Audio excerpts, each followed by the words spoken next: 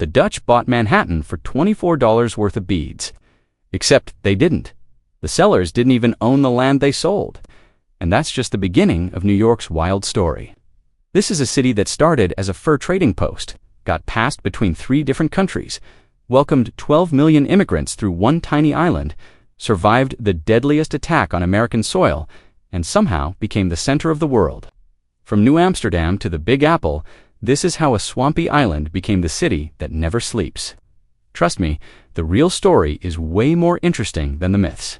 Let's start in 1524, when Italian explorer Giovanni da Verrazzano sailed into New York Harbor.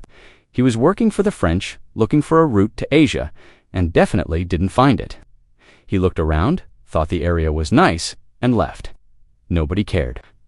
Then in 1609, English explorer Henry Hudson, working for the Dutch, sailed up the river that now has his name. He was also looking for a route to Asia. He also didn't find it. But Hudson noticed something valuable: beavers.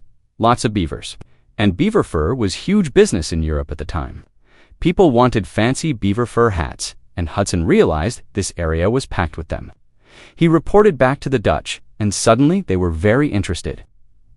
The Dutch West India Company was formed in 1621 to handle trade in the Americas. In 1624, they sent the first group of Dutch settlers to the area. These 30 families landed on what's now Governor's Island, then moved to Manhattan. They built Fort Amsterdam at the southern tip of the island, and the settlement of New Amsterdam was born.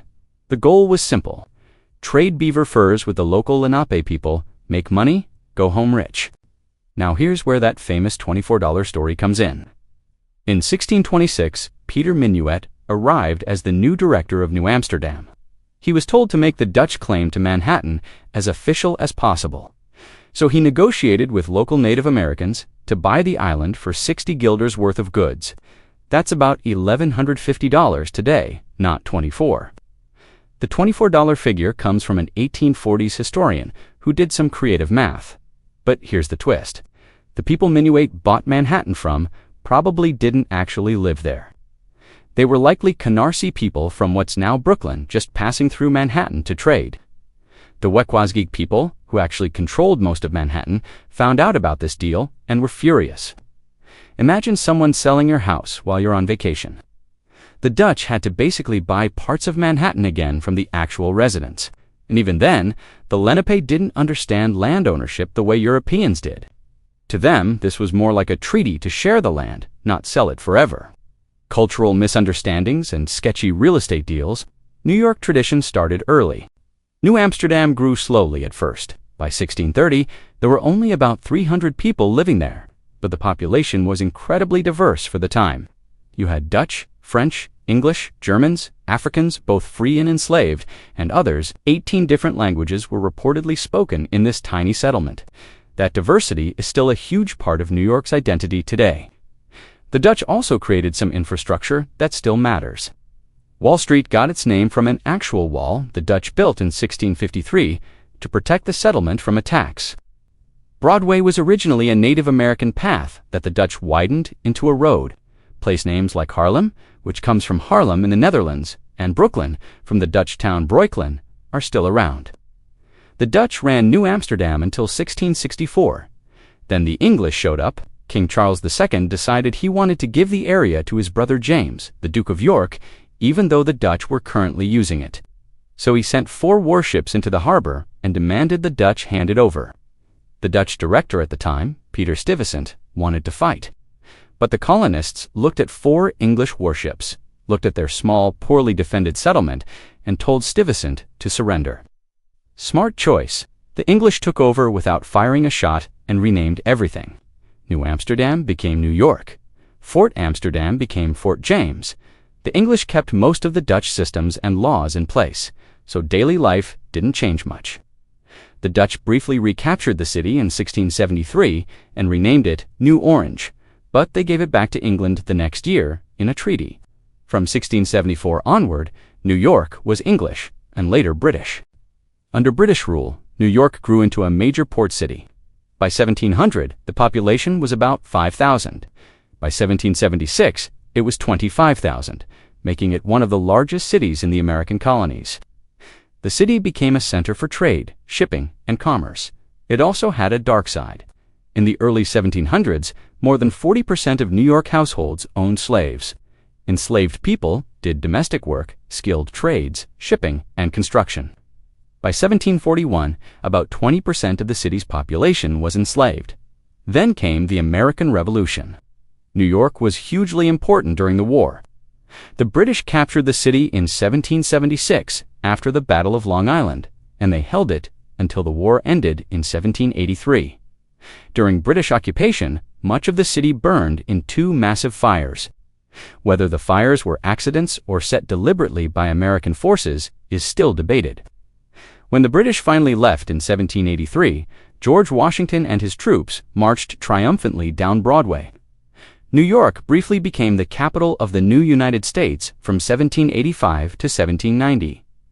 George Washington was inaugurated as the first president on the steps of Federal Hall in Lower Manhattan in 1789. But the capital moved to Philadelphia, then eventually to Washington, D.C. New York didn't stay the capital, but it kept growing. The 1800s were when New York exploded. The Erie Canal opened in 1825, connecting New York to the Great Lakes and the interior of America. Suddenly, goods from the entire Midwest could flow through New York's port. The city became the economic center of the country. Immigration surged. Irish immigrants fled famine in the 1840s. Germans came for political and economic reasons. By 1860, over half of New York's population was foreign-born. The city kept expanding. In 1898, the five boroughs, Manhattan, Brooklyn, the Bronx, Queens, and Staten Island, officially merged into one city. Greater New York was born, and it was massive. Then came Ellis Island. From 1892 to 1954, over 12 million immigrants passed through this small island in New York Harbor. It was the busiest immigration station in American history. On the peak day in 1907, over 11,000 people were processed in a single day. Families arrived after weeks at sea, often in terrible conditions. They were checked for diseases, asked 29 questions, and either admitted to America or sent back. Most people got through in a few hours. About 2% were denied entry. These immigrants, Italians, Jews from Eastern Europe, Irish, Germans, Poles, and countless others, transformed New York into one of the most diverse cities on earth. About 40% of Americans today can trace at least one ancestor who came through Ellis Island. The early 1900s brought massive change. Skyscrapers started rising. The Flatiron Building went up in 1902, the Woolworth Building in 1913, the Chrysler Building in 1930, and the Empire State Building in 1931. For 40 years, the Empire State Building was the tallest building in the world. The subway system opened in 1904, making it easier to move around the growing city. New York became the center of American finance, media, fashion, and culture.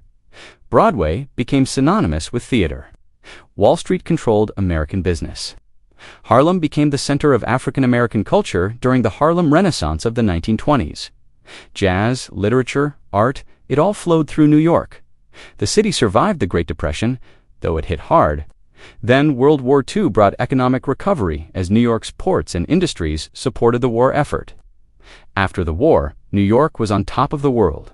The United Nations headquarters opened in Manhattan in 1952, making New York a center for international diplomacy. But the city also faced serious problems in the 1960s and 70s. Crime soared. The economy struggled. Parts of the city looked abandoned.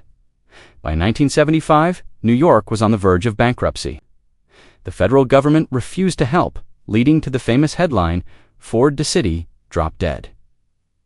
New York survived by cutting services and borrowing money, but it was rough. The 1980s and 90s brought recovery. Crime dropped significantly. The economy improved. Times Square, once known for crime and decay, was cleaned up and became a tourist destination. By 2001, New York was thriving again. Then September 11th happened. On the morning of September 11th, 2001, terrorists hijacked 4 planes. 2 were flown into the Twin Towers of the World Trade Center. The towers, which had dominated the skyline since the 1970s, collapsed within hours. Nearly 3,000 people died, including over 400 firefighters and police officers who rushed to help. It was the deadliest attack on American soil since Pearl Harbor. The city was devastated, but it rebuilt. Ground Zero became a construction site, then eventually a memorial. One World Trade Center, also called Freedom Tower, was completed in 2014 and became the tallest building in the Western Hemisphere. The National September 11th Memorial and Museum opened, honoring those who died. New York proved it could survive anything. Today, New York City is home to over 8 million people from every country on Earth. Over 800 languages are spoken here, more than anywhere else in the world. It's the financial capital of the planet, home to Wall Street and the New York Stock Exchange. It's a cultural powerhouse, with Broadway, world-class museums, and restaurants serving food from every culture imaginable. It's also incredibly expensive, famously loud, and never stops moving. From a Dutch fur trading post to the center of the global economy, New York has been bought, sold, burned, rebuilt, attacked, and reborn more times than almost any city in history. It started with a sketchy land deal, grew through waves of immigration, survived wars and economic disasters, and became the city everyone thinks of when they think of America. Love it or hate it, there's nowhere else like it. Want to see more stories about how famous places became what they are today? Subscribe and hit that bell so you can be notified of similar videos in the future. Thanks for watching.